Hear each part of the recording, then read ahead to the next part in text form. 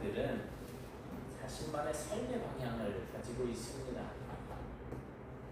예를 들어서 어떤 사람은 나는 짧고 굵게 살 거야.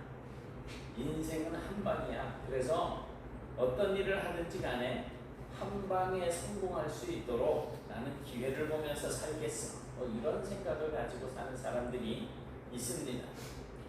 근데 그런 사람들은 인생을 살아가는 태도와 방법에 있어서 대부분 요행이나 한 번에 어떤 인생을 역전시킬 수 있는 그런 방법들을 찾게 됩니다. 반면에 어떤 사람들은 노력은 배신하지 않는다라고 하는 그런 생각을 가지고 모든 일에 성실하게 자신의 일생을 점점 좋은 방향으로 그렇게 가꾸어 나가는 사람이 있을 수 있습니다. 이런 사람은 자기의 삶에서 어떤 요행을 바라거나 한탕의 운수를 바라는 것이 아니고 순간 한순간마다 최선을 다하면서 살아가게 될 것입니다. 그런데 이렇게 세상을 살아가는 삶의 그 자세가 보통 일반적인 사람들에게만 있는 것은 아닙니다. 21절을 보니까 이제 자신을 하나님의 백성으로 인정하는 사람들에게, 그러니까 하나님을, 예수님을 주여라고 부르는 그런 자들에게도 그 삶을 살아가는 방식들이 다를 수가 있다는 것입니다. 이 세상에는 사실 하나님을 섬긴다라고 하는 그런 말을 하는 사람들이 참 많이 있습니다.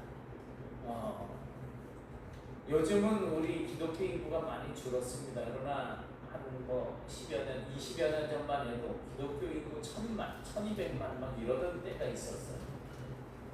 그때 1000만, 1200만 할 때는 4명 중에 거의 1명꼴로, 5명, 많으면 5명 중에 1명꼴로 이렇게 예수를 믿는 사람이라고 이야기할 수가 있는 겁니다. 그런데 그렇게 많은 사람들이 있는데 주님은 그 모든 사람들을 다 천국으로 들이지 않겠다라고 말씀을 하고 있는 것입니다. 그러니까 주여 주여 부르신다고 다 천국에 들어갈 수 있는 것이 아니라는 거예요. 오히려 하나님께서는 이 세상에서 살면서도 하나님의 뜻을 이루면서 성실한 삶을 살아가는 자들, 그런 사람들을 천국으로 들이실 것이라고 말씀을 하고 있는 것입니다. 찰스 콜슨이라고 하는 사람이 있는데요. 이 사람은 미국의 닉슨 대통령 시절에 대통령의 특별 보좌관이었습니다. 얼마나 기세가 등등했겠습니까? 이 사람은 탁월한 법조인이자 정치인으로서 닉슨 대통령과 연관이 되어지는 모든 정치적인 문제를 해결하던 사람이었습니다. 그러나 1972년 6월에 미국 대통령 선거를 앞두고 닉슨 대통령의 측근들이 닉슨의 재선을 위해서 워싱턴의 워터게이트라고 하는 그 빌딩에 있는 민주당 본부에 침입해서 도청 장치를 시도하게 됩니다. 그래서 이제 일명 워터게이트 사건이라고 부르게 되는데요. 이 사건으로 결국 1974년 8월 8일에 닉슨 대통령이 대통령직에서 물러나게 됩니다. 그리고 콜슨은 그 사건 연루자로 이제 징역형을 선고받고 교도소에서 복역을 하다가 석방되었지만 그의 정치적인 이력과 법조인으로서의 이력이 끝이 난 상태가 되어버렸던 것입니다. 그러나 이 콜슨은 교도소에서 예수님을 영접하게 되었고 하나님의 자녀가 되어서 새로운 인생을 살아가게 되는데 교도소에서의 경험을 바탕으로 이제 출소한 이후에 재소자들과 또 전과자들 그리고 범죄의 희생자들과 그의 가족들을 돕는 교도소 선교회를 설립하게 됩니다.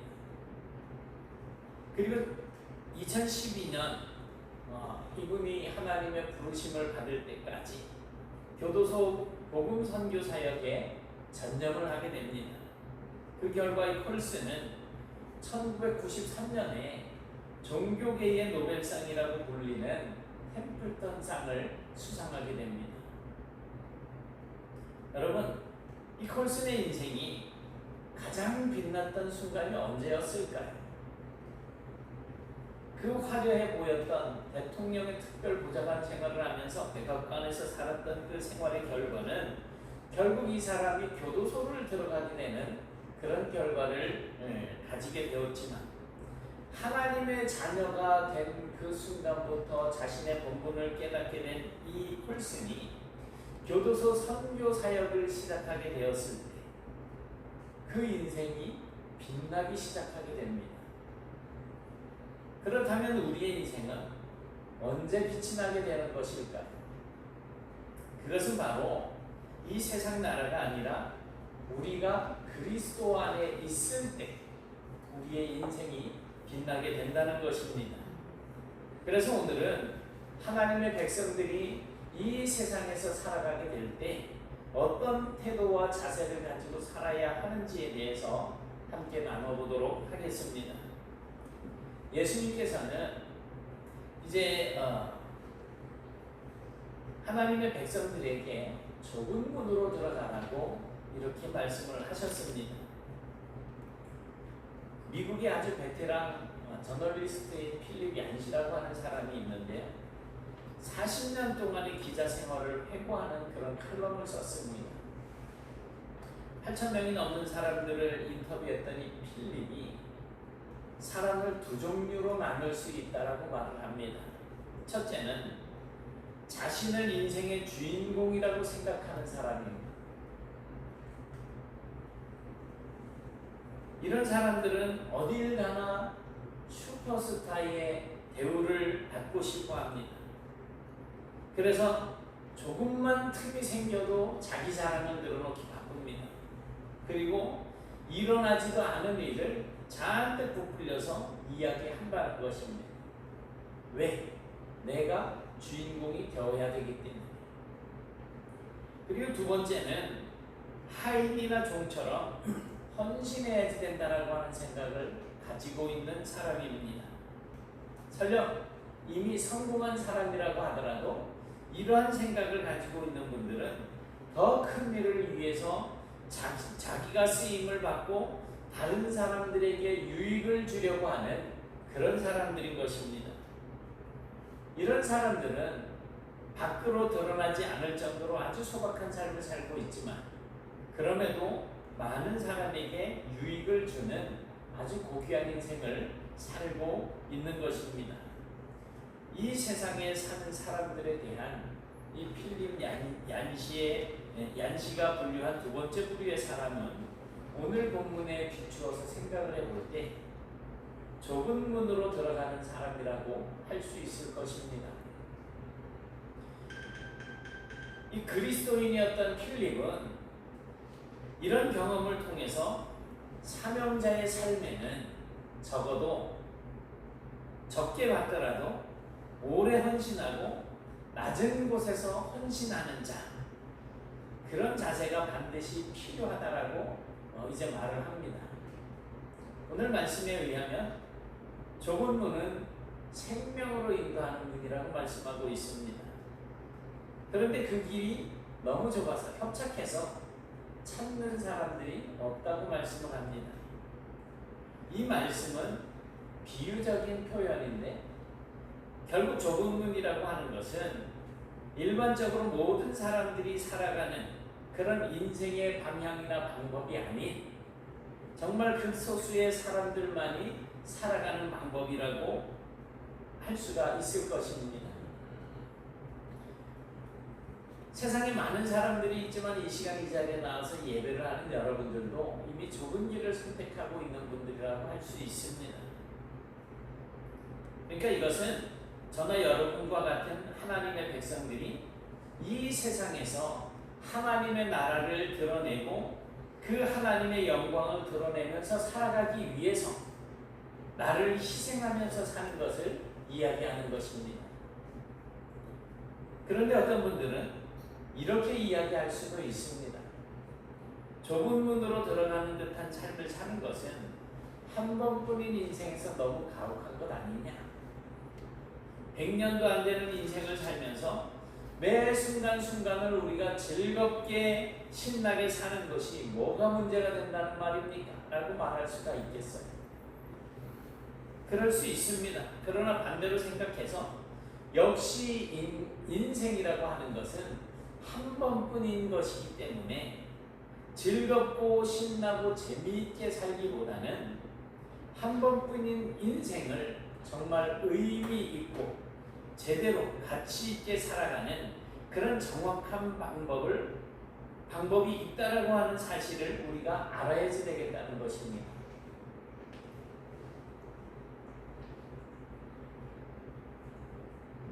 어떤 마을이 이제 석유 유전을 발견을 하게 됩니다. 그래서 이 마을 사람들은 하루아침에 부자들이 되었어요. 이 갑자기 엄청나게 막 쏟아져 들어오는 이 돈을 감당할 수가 없어서 궁리를 하다가 제일 먼저 자동차를 사게 됩니다. 그런데 자동차에는 편하게 앉을 의자도 있고 또 바퀴가 4개나 달렸는데 이게 도저히 움직이지를 않는 거예요.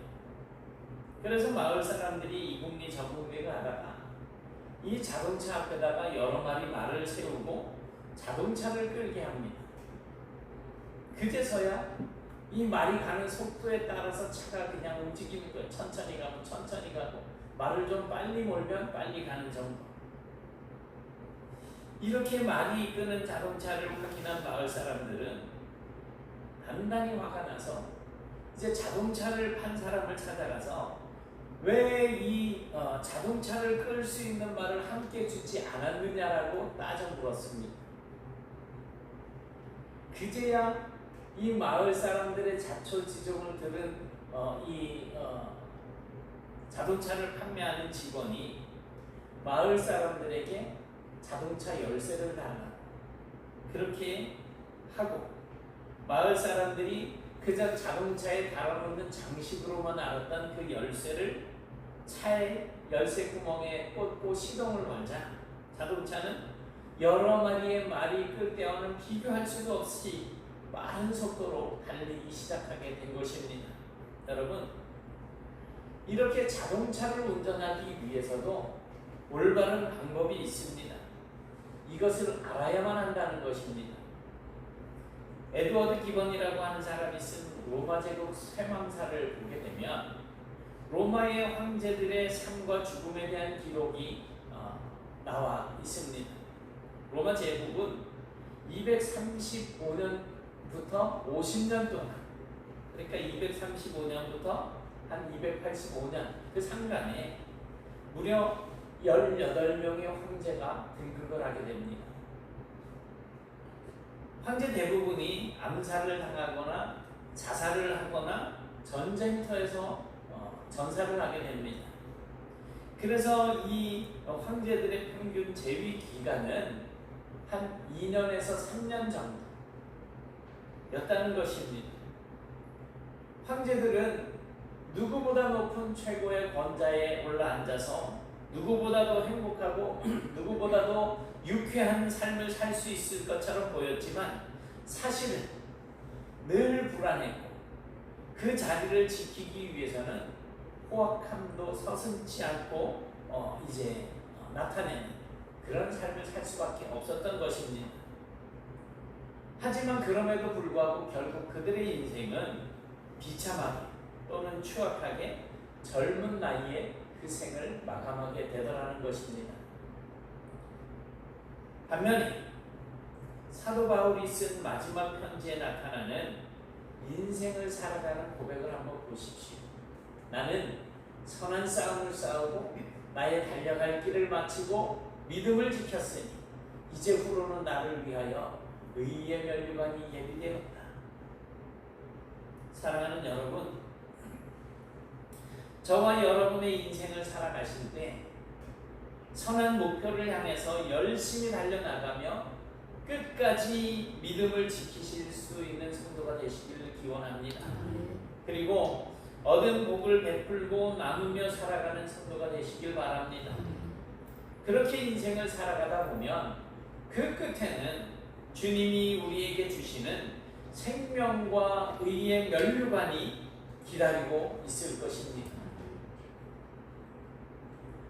오늘 또 본문에서 언급하고 있는 세상을 살아가는 방법 가운데 반드시 실현해야 할 삶의 방법은 좋은 열매를 맺으라는 것입니다. 이 말씀대로 생각을 해보자면 모든 인생은 어떤 식으로든 열매를 맺게 된다는 것입니다. 전에 우리 신검사님이 시계꽃 저 앞에 있잖아요. 꽃이 딱 피었어요. 우리 박희만 장로님께서 이게 열매가 달리는데 이러시는 거예요. 근데 저는 시계꽃을 저기 영월에 있는 꽃 피는 산골인가 거기 가서 처음 봤는데 열매 달린 거를 못 봤었거든요. 근데 진짜 보니까 열매가 달렸어요. 근데 열매가 달렸으면 좀 먹어야지 되겠는데 하나도 못 먹어봤어요. 뭐가 속에 들어있는 것 같아 보이지가 않아요.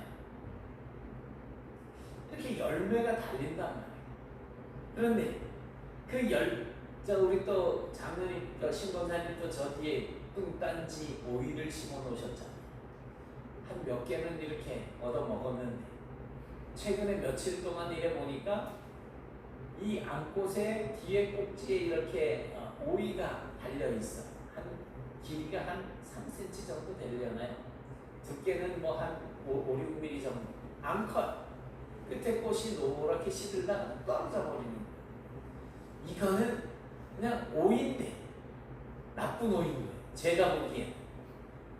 그 열매를 따먹어야지 되는 입장에서는 이거는 나쁜 나무. 해마다 이 배신을 당하는 거거든요. 뚱딴지. 저 옆집에서는 오이를 심어놨는데 가지마다 하나씩 이렇게 막 처음에 달려있더라고요. 얼마나 부러운지. 하나도 못 얻어 먹어봤지만.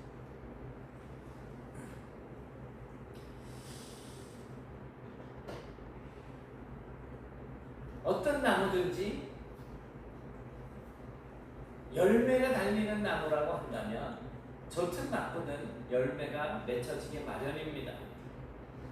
우리가 인생을 살아가면서 맺을 수 있는 열매란 우리가 살면서 나타내 보여줄 수 있는 여러 가지 삶의 결과를 이야기하는 것입니다. 나에게 무슨 사과가 달리고 배가 달리고 복숭아가 달리고 하는 것이 아니고요.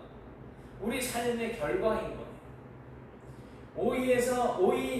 오이 줄기에서 오이를 딸 때 그 따는 농부, 그 따는 주인의 마음이 즐거운 것처럼 우리의 삶 속에서 정말 하나님을 기쁘시게 할 수 있는 열매가 맺혀져야지 된다는 겁니다. 그래서 좋은 인생을 살아가는 사람들은 좋은 삶의 열매를 얻을 것이고 나쁜 인생을 살아가는 사람들은 나쁜 삶의 열매를 얻을 수 있게 될 것입니다. 그런데 더 중요한 것은 모든 나무가 어떤 열매를 맺느냐에 따라서 판단을 받게 될 것이고 좀 더 궁극적으로 그 열매로 인해서 심판을 받게 될 것이라고 말씀을 하고 있는 것입니다. 그래서 나쁜 열매를 맺는 나무는 결국 지켜서 어떻게 된다는 거예요? 불에 던져진다는 거예요. 좋은 나무가 되어서 인생에서 좋은 열매를 맺으며 살든지 나쁜 나무가 되어서 인생에서 나쁜 열매를 맺으며 살든지 결국 모든 인생은 그 끝에 다다르게 되어 있습니다. 그리고 그 끝에서는 우리의 전체 인생을 판단하시고 평가하시는 하나님 앞에 서게 될 것입니다. 아무도 예외는 없습니다. 그 21절부터 23절 말씀입니다. 같이 보시겠습니다. 시작. 나더러 주여 주여 하는 자마다 다 천국에 들어갈 것이 아니요 다만 하늘에 계신 내 아버지의 뜻대로 행하는 자라야 들어가리라. 그날에 많은 사람이 나더러 이르되 주여 주여 우리가 주의 이름으로 선지자 노릇하며 주의 이름으로 귀신을 쫓아내며 주의 이름으로 많은 권능을 행하지 아니하였나이까 하리니 그때에 내가 그들에게 밝히 말하되 내가 너희를 도무지 알지 못하니 불법을 행하는 자들아 내게서 떠나가라 하리라.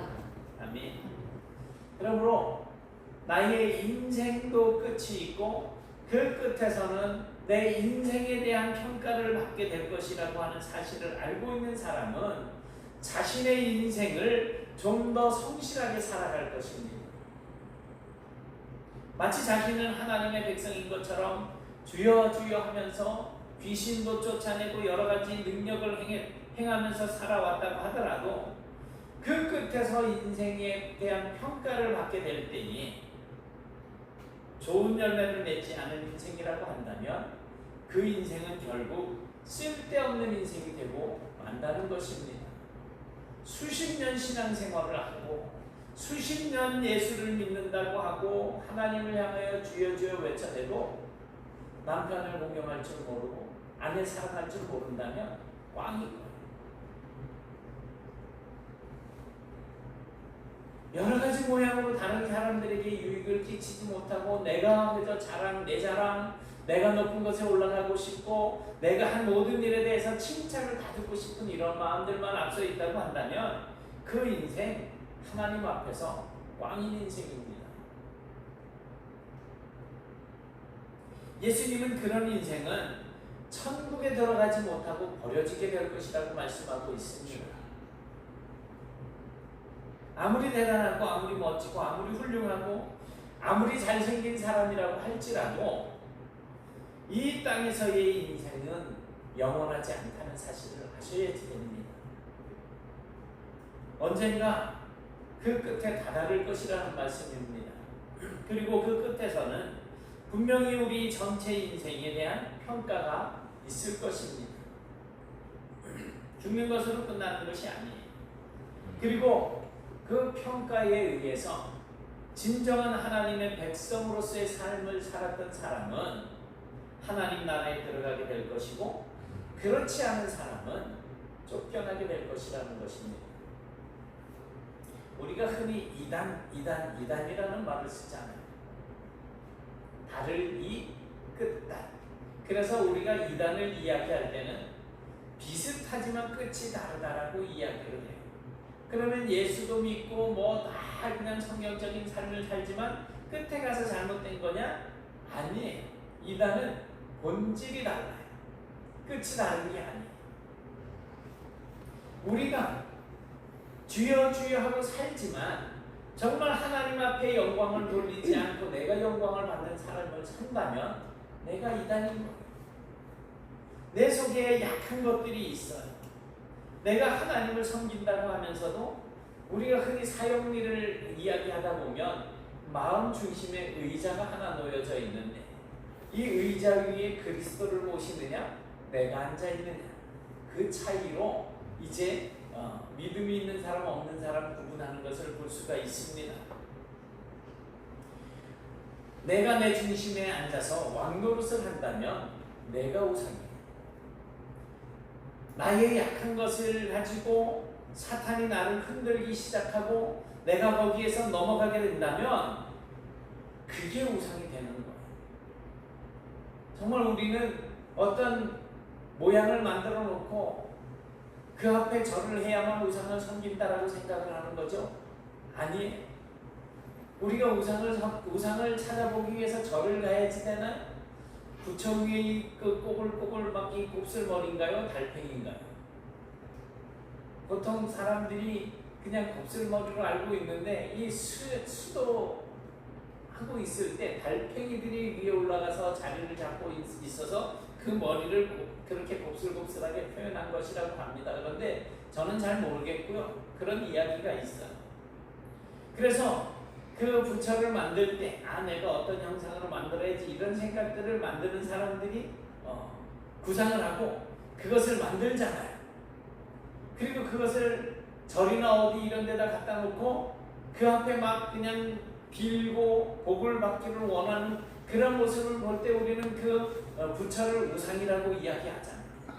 그런데 우리가 뭘 하기 앞서서 먼저 계획을 세우고 그 계획을 실천해 나갈 때 내가 하나님 앞에서 멀어지는 모습을 가지고 있다면 그 계획으로 실천하는 그것이 우선 아닙니까? 우리 인생의 끝에서 우리가 옳지 못한 열매를 가지고 있다고 한다는 것은 바로 그런 것입니다. 하나님 앞에 내가 평가받을 때, 야, 너 이거는 내가 원하는 게 아니잖아. 나는 너를 잘 몰라. 내게서 떠나라 라고 말씀을 듣게 된다면 얼마나 그때 가서는 내가 살아왔던 인생이 서글프겠습니까? 한편으로 억울하다는 생각을 가질 수도 있게 되겠지만 억울하다는 생각을 가지기 전에 이미 끝나요. 그런 일을 억울하다는 생각을 할 수가 없어요. 왜냐하면 하나님 앞에서 우리의 죄는 내 입으로 다 낱낱이 고백하게 되기 때문에 그렇습니다. 여러분, 인생은 말씀드린 것처럼 그렇게 진행되고 그렇게 끝이 날 것입니다. 그것이 우리의 인생입니다. 그러므로 이제 우리의 인생이 어떻게 될 것인지 알게 되었으니 여기에 주의해서 나의 인생을 좋은 열매를 맺기 위해서 조심히 그리고 성실하게 살아가시는 그런 삶이 현명한 인생이라고 하는 사실을 기억하시고 또한 그런 사람이 지혜로운 사람이라는 사실을 기억하시기 바랍니다. 24절부터 29절까지 한번 읽어보겠습니다. 시작. 그러므로 누구든지 나의 이 말을 듣고 행하는 자는 그 집을 반석 위에 지은 지혜로운 사람 같으리니 비가 내리고 천수가 나고 바람이 불어 그 집에 부딪히되 무너지지 아니하나니 이는 주초를 반석 위에 놓은 까닭이요 나의 이 말을 듣고 행하지 아니하는 자는 그 집을 모래 위에 지은 어리석은 사람 같으리니 비가 내리고 천수가 나고 바람이 불어 그 집에 부딪힘에 무너짐이 심하니라. 예수께서 이 말씀을 마치심에 무리들이 그의 가르치심에 놀라니 이는 그 가르치시는 것이 머리 있는 자와 같고 그들의 소리가 그들과 같이 아니함이라. 아멘. 반석과 모래 위에 세운다라고 하는 것은 전에 언제 말씀을 전해드린 바가 있어서 혹시 기억하실지 모르겠어요.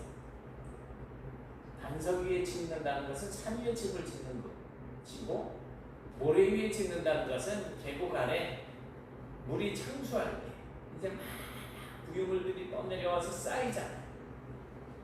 그리고 물이 쫙 빠지고 나면 거기는 온갖 찌꺼기들이 모여 있으니까 곡식 농사가 잘 돼요. 그래서 이 농사를 지으면서 오르락내리락 하는 게 힘드니까 이제 이 모래 위에다 집을 짓고 살아가는 거예요. 근데 비가 왕창 내려가지고 홍수가 확 나면 이 모래 위에 집을 지어놓고 있는 사람들의 집은 어떻게 되겠습니까? 싹 쓸려 내려가는 거예요.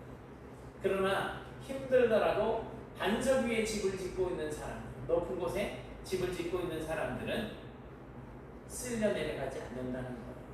그게 지혜로운 사람이라는 거예요. 반석 위에 집을 짓는 사람들. 결국 뭐예요? 하나님의 말씀을 듣고 행하는 자는 반석 위에 집을 짓는 사람이다. 살기가 편치는 않을 거예요. 그러나 내가 살고 싶은 대로 막 사는 사람들은 결국 모래 위에 집을 짓고 사는 사람들이나 하나님의 말씀에 순종하지 않는 사람들을 이야기하는 거지.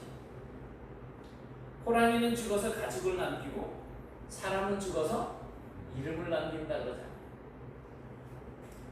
1957년에 노벨상을 받은 두 명의 알베르트라고 하는 이름을 가진 사람들이 있어요. 이 사람 한 사람은 노벨 평화상을 받은 의사이자 선교사인 알베르트 슈바이처이고 다른 한 사람은 노벨 문학상을 받은 소설가 알베르 까미입니다. 두 사람은 노벨상의 상금으로 각각 10만 달란트씩을 받았다. 까미는 상금으로 파리 근교에 있는 성 같은 별장을 사고 평소 가지고 싶었던 스포츠카도 사서 여유롭고 호화로운 생활을 누렸습니다. 반면에 슈바이처는 그 상금으로 아프리카 가공공화국의 람바레네 지역에 병원을 지었습니다. 까미는 젊은 시절 가장 잘못된 죽음은 자동차 사고로 죽는 것이라고 하는 그런 말을 한 적이 있는데 1960년 1월 4일에 친구가 모는 차를 타고 가다가 교통사고로 생을 마감하게 됩니다. 젊은 시절에 가장 잘못된 죽음은 자동차 사고로 죽는 것이라는 말을 했던 이 사람이 아직 그렇게 나이 많지 않은 상태에서 자동차 사고로 목숨을 잃었다는 거예요. 그러나 슈바이처가 아프리카에 세운 병원은 지금도 많은 사람들을 살리는 일에 쓰이고 있습니다. 두 인생의 차이점이 뭘까요? 둘 다 자기에게 주어져 있는 환경 속에서 정말 최선을 다하는 삶을 살아서 자기가 생각한 것을 이루었던 그런 사람들입니다. 하지만 사람들이 기억하는 이 두 사람의 인생 가운데 좀 더 가치 있는 인생은 하나님의 백성이라고 하는 의식 속에서 선교사의 삶을 살았던 슈바이처의 인생 아니겠습니까? 우리의 인생이요 언젠가는 끝이 납니다. 그리고 그 끝에서 우리의 인생은 어떤 식으로든 하나님 앞에서 평가를 받게 될 것이고 또 세상 사람들의 입에도 오르내리게 될 것입니다. 그날 우리는 우리를 평가하시는 그 하나님의 평가에 의해서 하나님의 나라에 들어가게 될지 아닐지 알게 될 것입니다. 비록 내가 예수를 믿는다라고 하는 이 믿음을 가지고 있다라고 생각하지만 이것이 가식적인 것인지 진실한 것인지 그날 밝혀지게 될 것이라는 것입니다. 여러분, 하나님의 자녀로서 좋은 열매를 맺는 좋은 나무가 되실 수 있기를 축복합니다. 지금은 우리가 주여 주여 하면서 살지만 그 끝은 알 수 없습니다. 공의로우신 하나님께서 평가하실 것이기 때문입니다. 우리가 평가받는 그날에 정말 내가 하나님이 기뻐하실 만한 좋은 열매를 맺으면서 살아갈 수 있도록 노력을 많이 하셔야지 될 거예요. 그러니 이제부터라도 진정으로 하나님 나라와 하나님의 의를 구하는 그런 삶을 살아가면서 하나님 앞에 정말 칭찬 들을 수 있는 주님의 신실한 백성들이 다 되실 수 있기를 주님의 이름으로 축원합니다. 사랑의 하나님 고맙습니다. 오늘 저희들이 주님의 말씀을 듣습니다. 정말 이 땅 살아가면서 하나님께서 원하신 하나님이 기뻐하시는 그런 좋은 열매를 맺으며 살아갈 수 있기를 원합니다. 또 살아가면서 내 가족들과 이웃들에게 정말 기쁨을 줄 수 있는 그런 삶을 살 수 있기를 원합니다. 우리 육신의 쾌락이 아니고 하나님의 말씀에 입각해서 하나님의 말씀에 순종하고 헌신하는 삶을 살아서 하나님과 이웃들을 사랑한다라고 하는 그 모습들이 우리의 삶의 열매로 맺혀질 수 있도록 저희들의 생각과 저희들의 모든 삶의 모습들을 주님께서 친히 이끌어 주시고 인도하여 주시고 주장하여 주옵소서. 이제 장차 주님께서 저희들을 부르시는 그날에 저희들이 하나님 앞에 칭찬 듣고 또 하나님의 나라에 영원히 거하는 그러한 인생들로 남아있을 수 있도록 이끌어 주시기를 소원합니다. 우리의 마음속에 그저 다른 사람들에게 나타내기 위한 거짓된 모습들이 아닌 하나님 앞에서 진실한 모습으로 하나님의 공의를 따라 살아가는 복된 믿음의 소유자들 삼아 주옵소서. 예수님 이름으로 기도드리옵나이다. 아멘.